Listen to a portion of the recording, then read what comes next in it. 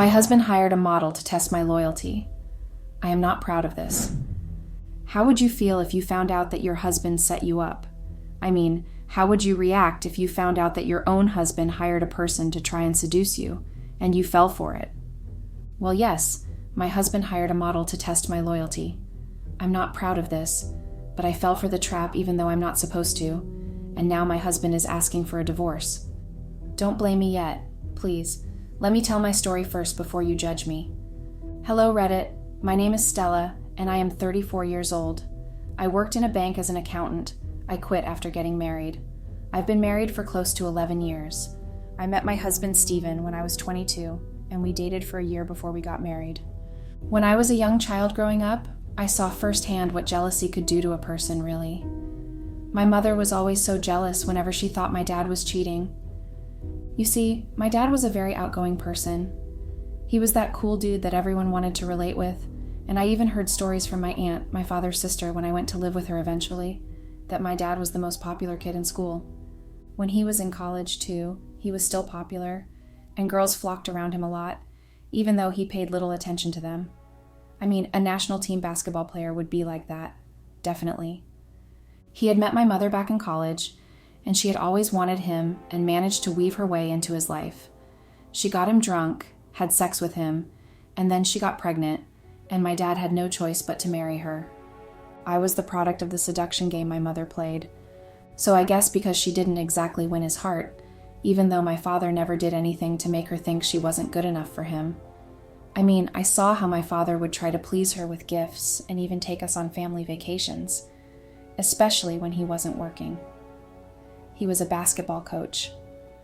My mother was still never satisfied and was always anxious he was going to cheat on her, or even that he had already cheated on her. She had no time for me. Even when she had to watch me if my aunt wasn't around to do that, she would start to tell me how she was sure that wherever my dad was, he was seeing another woman. She would bite her nails and pace around the house. When my dad decided her usual habits were affecting me, he sent me off to live with his mother, my grandmother, in another city. But I guess the damage had already been done, and I never even knew myself that I was clearly affected by my mom's behavior. Years of living with my grandmother were bliss. I didn't have to watch my mother get anxious because they usually eventually made me nervous. One time, my dad requested I come home when I was in the final year of high school. I was surprised because my father just always came to visit me at my grandma's place, not send for me. So I went purely out of curiosity, and I was told my mother had passed on. My father told me she was sick, and her body couldn't cope with the illness, and she died. Instead of feeling sad and crying, I felt anger. I had hoped she would live, and eventually, when I was old enough, I would be able to help her. I wanted to become a psychiatrist because of her, so I was working very hard in school to achieve my purpose. But then she died, and my dreams of becoming a psychiatrist died with her. My mother was always so anxious about my father's whereabouts that it took a toll on her physical health. I even heard she started seeing a psychiatrist before she died, but obviously she didn't get any better. I changed my mind about becoming a psychiatrist because I didn't want a patient's death on my hands, so I started to apply to universities for accounting. I got handpicked by several colleges, but because my grandmother was very old and weak, I wanted to stay close to her, so I eventually chose a college close to her home. I made trips to and from school from her place, catching buses. It wasn't easy at first, but I eventually got used to it. It was on my 20th birthday that my dad gifted me my first car. I was very happy because it made my transportation much easier. My grandmother passed on, God rest her soul, when I was in my 3rd year. I cried so hard because I was so used to coming back home to Nana, as I would call her, and telling her all I had learned, the friends I met, and anything that happened in school. She, in turn, told me about the gossip she heard. We had a really sweet relationship, and I was very hurt when I saw her lying peacefully on her bed, without moving or breathing, when I went to give her her morning tea. She had died in her sleep. I couldn't cope with losing Grandma and coming back to that empty house, so my dad eventually suggested moving into another place much closer to school, and so I did. Perhaps because after classes, I've had to rush to make it in time for the buses because I didn't have enough for taxis. I didn't have time to socialize and meet new friends. So when I moved closer to school, I began to make more friends, going to parties, and I was having fun. It was then that I met Oliver. We met at one of the parties that I was invited to by one of the girls. We met and liked each other, so we eventually started dating. But I realized that Oliver was short-tempered and could do anything whenever he was angry. In fact, he slapped me twice before. The first time was because I was late for our date that evening because I had classes and then had to write an impromptu test. The second was because I hadn't gotten home early enough because I was with my friends, and he believed I was with some guy. I broke things off with him, and it wasn't exactly easy because I had to get a restraining order against him. He would stalk me and start apologizing, and whenever he saw me with another guy that wasn't him, he would be furious and try to beat up the guy. Luckily, they were always stronger than he was, and he ended up being beaten. The last guy wasn't, though, and he put him in the hospital, so I had to get a restraining order against him. I didn't date any other guy until I finished college because I was scared they were going to turn out like Oliver, who eventually had to transfer schools because of his violent temperament. What he did to me spread around school, and everyone started to talk about him, and he couldn't stand it. So when I finished college, I met Simeon, and he was actually the one who got me my present job. Though I worked hard to get where I am now with the job, he was close to the boss in the bank, and he just put in 1 or 2 words for me, and I was hired. Simeon was just obviously the sweetest guy I had ever met. He was very kind and handsome, he took good care of me, and he was just always there for me. But eventually, being sweet and kind wasn't enough to cover his flaws. Simeon was a junkie. He did hard drugs and could barely go a day without them. Whenever he couldn't get his hands on drugs, he became really violent and acted too much like someone possessed until he'd had one drag or two. In fact, the day I found out about it and I tried to hide his drugs, well, let's just say it really wasn't funny because I nearly ended up in the hospital after being chased by him and almost got hit by a car. I tried to get him help, but Simeon just wouldn't accept the help and preferred to stick to his drugs. I had to break up with him because I couldn't cope with his addiction. We couldn't even have sex except he had snuck off to take drugs, especially the ones injected. Back then, before I knew he used drugs as his energy booster for sex, I used to love the long hours of tireless sex, and I nearly got addicted too to having that long sex. When I found out about the energy booster, especially for our sexual life, I was upset because I knew it wasn't that he wasn't satisfied with having little of me, as I thought before, but because the drugs actually made it hard for him to climax. There was one time we were having sex for so long, I almost got fired from the job he helped me secure. He had woken up that morning and went into the bathroom to do drugs, but I hadn't known about it then. And when he came back, he started kissing me and begged for a quick 5 minutes of sex, which eventually turned into 2 hours. When I saw the time, I tried pushing him off, but he was just too strong, and he made sure he got his release before letting me go, which was after another hour, by the way. I got to work really late, and funnily enough, the boss was around. He almost bit my head off and threatened that it had better be the last time unless I wanted to be unemployed. I remember being so angry with Simeon, and when I got home earlier than I usually would, I saw him doing drugs. He clearly wasn't expecting me that soon, as he was shocked to see me and tried to remove the drugs from the table. I was so upset with him that I picked up the drugs and burned them and made him promise never to do it again. Except I didn't know he was already an addict, so eventually, I just had to end things with him. I was still nursing the heartbreak of losing Simeon when I met Steven. At first, I hadn't paid him any attention. I didn't even notice him because he didn't look like someone I would date. Let's just say I had a type. I mean, everyone does, right? I like tall guys with sandy hair, a good body build, and dark eyes as a plus. Steven was none of that. He was short, even shorter than me. He had brown eyes and dark hair, and he was not fat but also not thin. He was in between and had a protruding stomach. I didn't like his physique at all, and hadn't even noticed him at first. In fact, because I didn't like his physical appearance, I wasn't interested in anything he had to say. We met for the first time when he came back from his work travels at my friend Vivian's place. He is her elder brother. Vivian was my very good friend. We've been friends since the first year of college, and we work at the same bank, so we visited each other on weekends to drink, eat, and gossip about the recent happenings in the office. He, Stephen, had come visiting, bearing gifts for his sister from his travels, and Vivian introduced us.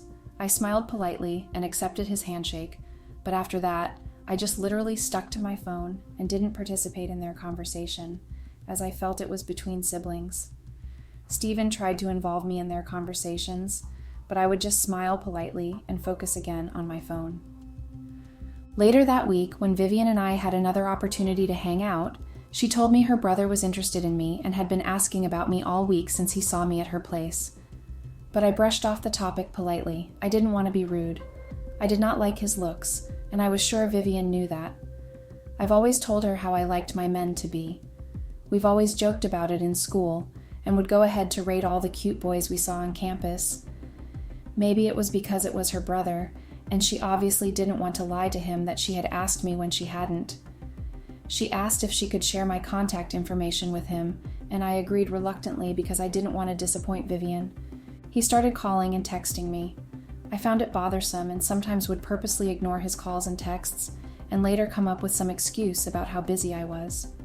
One weekend, I was planning to spend time with my girl Vivian as usual, but she called to cancel, telling me she had a hot date. I was happy for her because it had been a while since she hung out with someone else other than me, but on the other hand, I was sad because that meant I had no one to hang out with that weekend, and I was bored out of my mind when I got a text from Stephen. He was asking if I could hang out with him by having lunch with him. I knew that Vivian would have told him I was going to be alone for the weekend, and he decided to try his luck.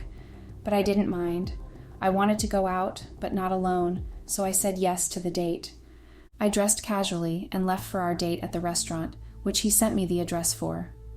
He was already there when I got there, so I apologized for keeping him waiting, and he dismissed it. Contrary to what I thought the date would be like, it was actually so much fun. I laughed so hard that at one point I started choking on my drink. Stephen gently tapped my back to calm me down while trying to hide his smile. From that date, I realized what a cool guy he was, despite his not really attractive physique. He was quite outspoken and had a good sense of humor. We started meeting more frequently, and by the time he asked me to be his girlfriend, I said yes without hesitation.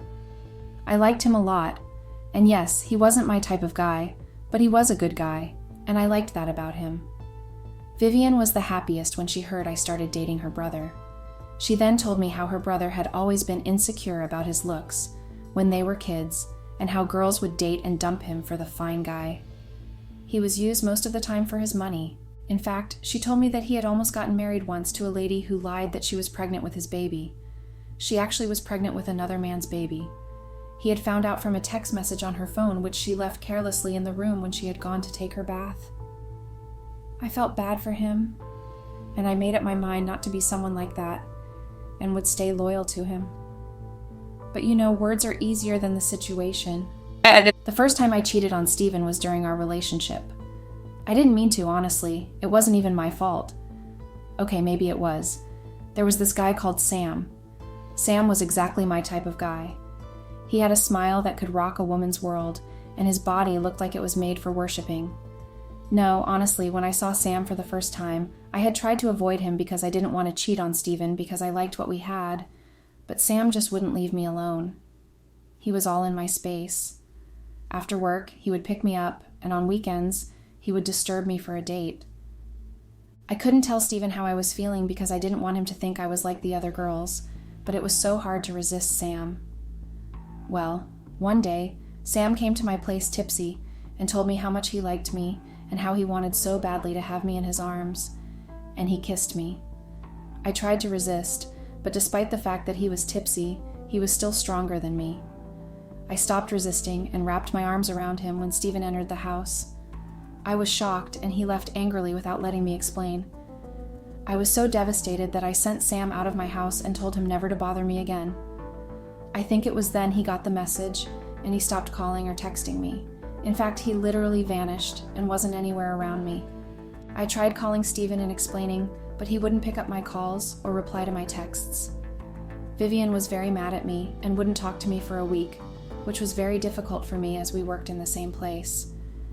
It was later that Vivian asked me to explain what exactly happened when I had gone to her home and pleaded with her to let me in. I told her what happened. Well, not everything. I told her about how Sam had been disturbing me, and I had ignored him, but he kept trying to force his feelings on me. He had come to my house tipsy and forced himself on me, and that was when Stephen had walked in. I didn't tell her about my own feelings involved in the whole thing, and how I had allowed him to pursue me without exactly telling him I had a relationship.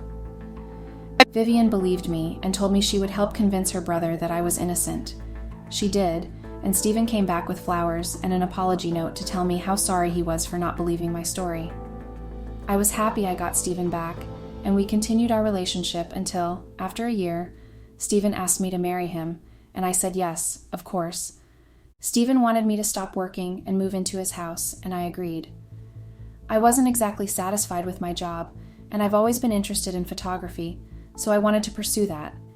Because Stephen was quite rich, I could quit my job without feeling the impact. We got married within a month, and I was just so happy. But being a housewife wasn't exactly easy for me.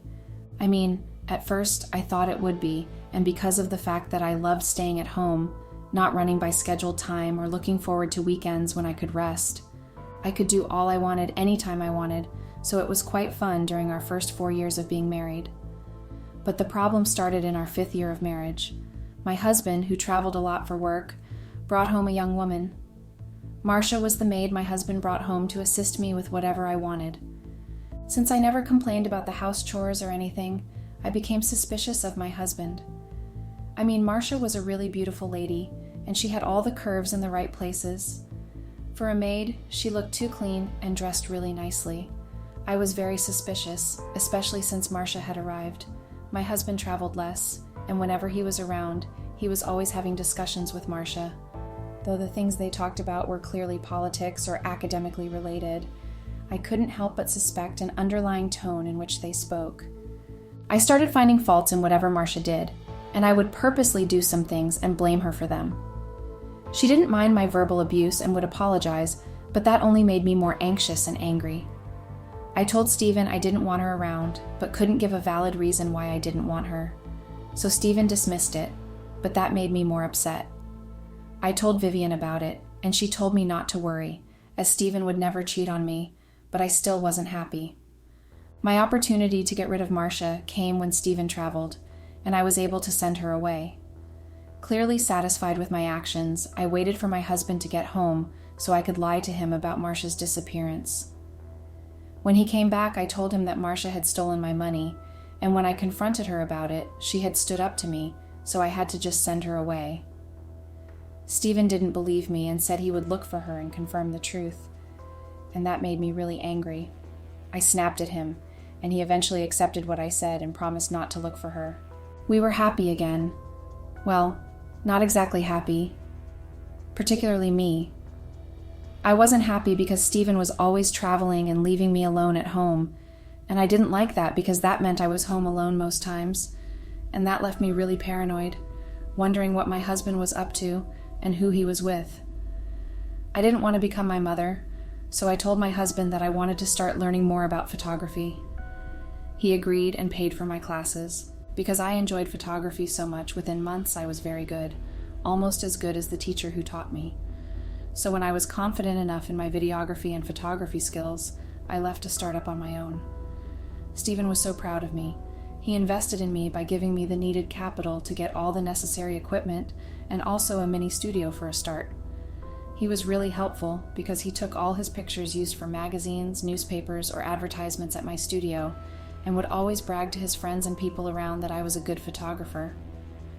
Because of that, people came flocking to my studio for pictures, even celebrities. I was beginning to get contracts to work with models on certain projects like skincare, clothes, shoes, and a lot more. I was becoming so busy I barely had time for my husband anymore. You see, Stephen had a health issue. He had to cut down on his traveling and had to delegate so he wouldn't do his health more damage than he had already done. So that meant he had to stay home most of the time and only traveled if it was very important that he be there. I think maybe the near-death experience had reset his brain, and he started wanting to spend more time with me, which was difficult because I was usually busy with work. things were reversed. I was the busy wife, and he became the stay-at-home husband. Stephen started talking about starting a family, having kids, but I refused. I was at the peak of my career, and if I ended up pregnant, I wouldn't be able to do much, and that meant I would have to cut down my workload. Eventually, when clients came several times and didn't get what they wanted, and when another photographer came into the picture, I would be out. That's what I thought.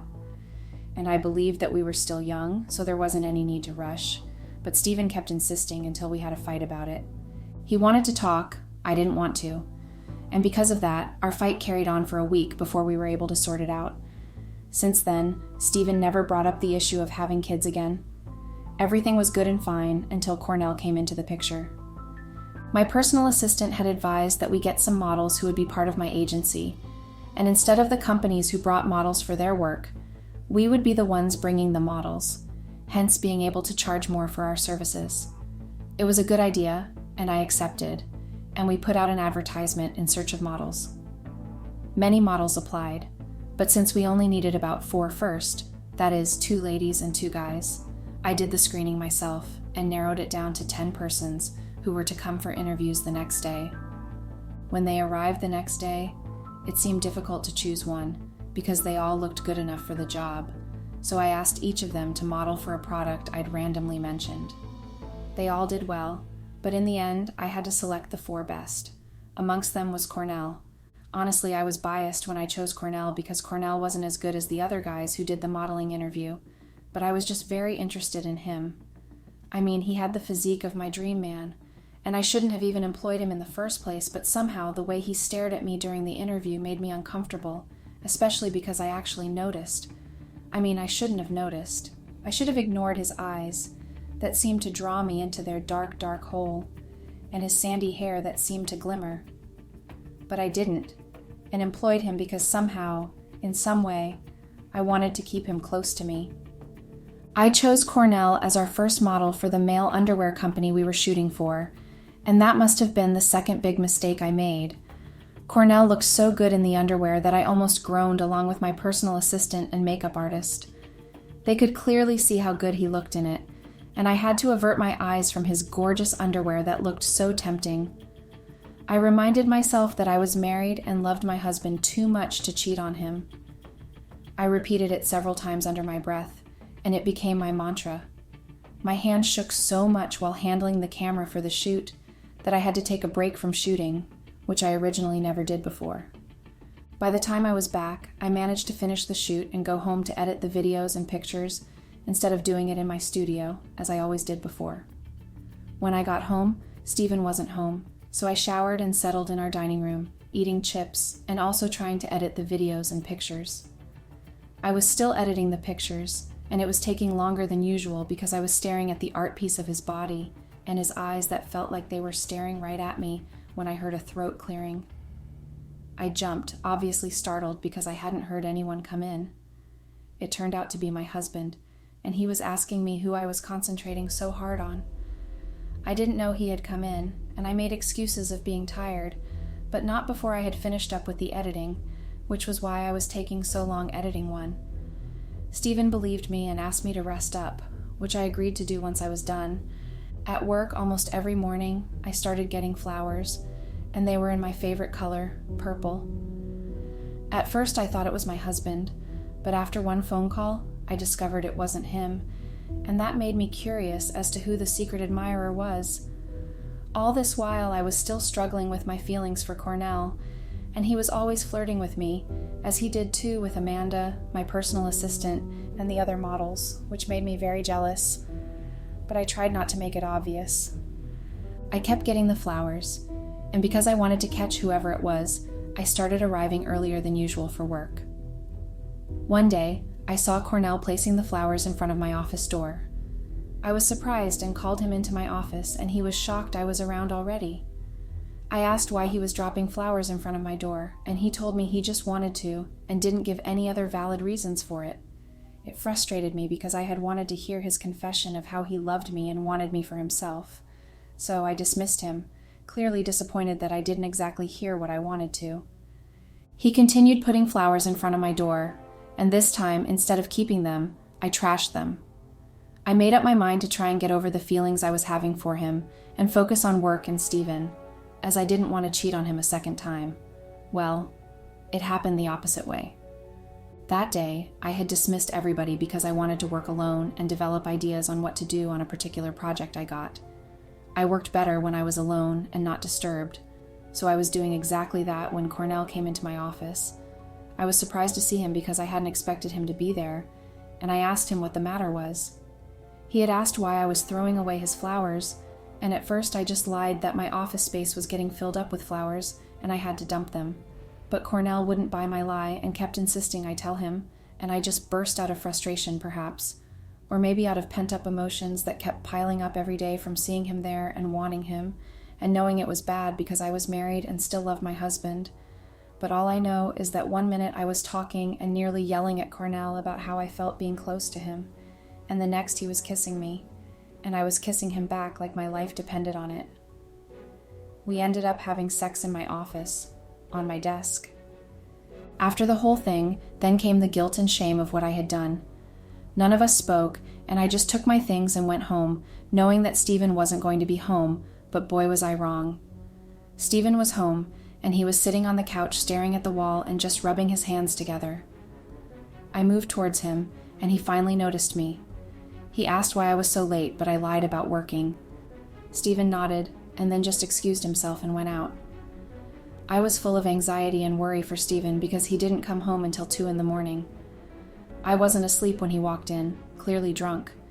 He was muttering some things about women and how untrustworthy they were. My heart had skipped a beat when I heard him say that, but before I could ask what he meant, he removed his clothes and slept deeply. My mind wasn't at peace because of what I did, and I just stared into the darkness until it was morning. Steven woke up, and I had gotten him a pill and water to take for his hangover cure, but he pushed my hand aside and went to take one for himself. Throughout that day, Steven didn't speak to me, just drank in excess, which he didn't ever do before. The next day after that, Steven brought home a sealed document and threw it at me. I was surprised, and when I eventually opened it, it was a divorce paper. He told me how he knew I had hired a lady to tempt him on one of his business trips. I was so ashamed to mention this earlier, but yeah, I did do that because I had thought he was cheating on me. And how he didn't fall for it and decided to test me with a model who was my exact type, and I did fall. I was shocked and started begging Steven to forgive me, but he wouldn't listen to me. He's moved out of the house and wouldn't even let me know where he's at. Please help me. I need advice on how to get Steven back. I feel so terrible for hurting him, and I want to do better this time, with a promise that I would never cheat on him ever again. Please, update. Hello, Reddits, it's me again. It's so sad how before you make a stupid decision, it seems like all your life is dependent on that decision to do something that would probably eventually destroy you. I've gone and destroyed my own life and marriage with my hand. Steven doesn't ever want to hear anything except that I've signed the divorce papers, and Vivian hates me so much now that she deleted my number off her phone and refuses to speak to me too. The one place I had come to, hoping I'd get some sort of advice that could help me, I got no support at all, and everyone seems to hate me here too. I feel so terrible because I fell for a guy, all because he was my type and my husband isn't. I regret everything I did from the first time I cheated on him to the second time too. I feel so disgusted with myself. I'm unhappy and so sad. I can barely even go to work these days because I can't seem to concentrate. I had everything I could ever want, and yet my insatiable, stupid self ended up ruining my one chance at happiness. I feel like every time I look in the mirror, all I see are my mistakes, and I feel so irritated by the image of myself. I have no one to talk to, and all I can do is beat myself up over what I did. I cannot even forgive myself, and I know I'll forever live with this mistake of losing my own marriage because I had a type. It kills me every day, knowing I will forever wake up to an empty other side of the bed. I wish I had the chance to correct my wrongs and never have slept with Cornell that day, or even employed him at all. I wouldn't be in all these problems if I hadn't listened to my lust-filled brain. I feel so bad for helping Cornell do his job so well and easily by falling into his trap. Now I've lost Steven and Vivian too, all because I was being led by my desires for a certain type of men. These days, when I even walk past my so-called type of men, I don't even see them. They don't look attractive to me anymore. I feel so doomed. Update. Hello Reddits, this is my last post here, and I just wanted to say how grateful I am to be able to tell my story here and have people read it. Despite the negative comments that made me feel worse than I already felt, at least I was able to tell my story. I still regret a lot of things, and know that I will never recover from my mistake of losing Steven. I've been wishing a lot these days. Things I wish I did do, and things I wish I never did. I'm so unhappy and sad with how I've ended, and I just want to say to you all, never ever think it wise to cheat on your partner, married or not, because it might end up causing you more harm than even your partner. Thanks and goodbye.